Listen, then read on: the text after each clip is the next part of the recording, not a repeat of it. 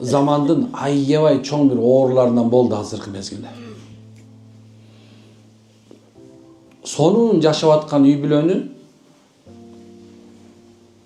кээ бир өзүнүн гана баягы акылына таянып, мен мындай келинге үйлөнткүм келген эмес, мен мындай келинди алгым келген эмес, мен тигинин кызын алмакмын деп 10 жыл өткөндөн кийин ажыраштырып аткан кайнене көбөйдү.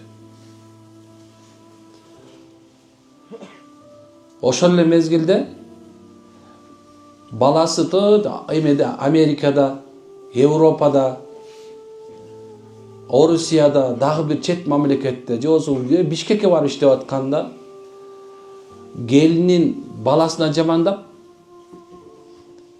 ортосун бузуп аткан кайната көбөйдү.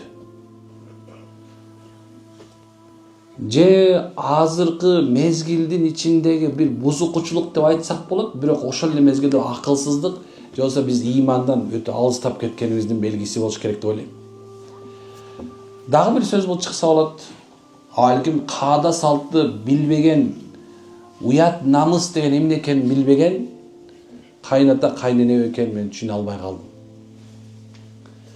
Биздин каадабызда, салтыбызда, үрп адатыбызда кайнатанын орду бийик, кайнененин орду бийик. Бизде келиндин камырынан эмес, кайнененин камырынан деп сөз айткан бар. Некен? Кайнененин камырынан дейт. Кайнене кандай тарбияласа келин ошондой болот деген сөз бул. Демек, субханалла, бирөөдөн кемчилик кетиш керек деп ойлошубуз мүмкүн. Бирок субхана, чын-чынына келгенде аябай жаман келин болсо дагы, аябай жаман кайнене болсо дагы, субханалла, келин да кайнене дагы эмне кылыш керек болчу? Бирине түтүп күтүш керек болчу. Бирок азыркы заманда ушундай адамдар бар, ошолордун бузулат, чагымчылык дейт.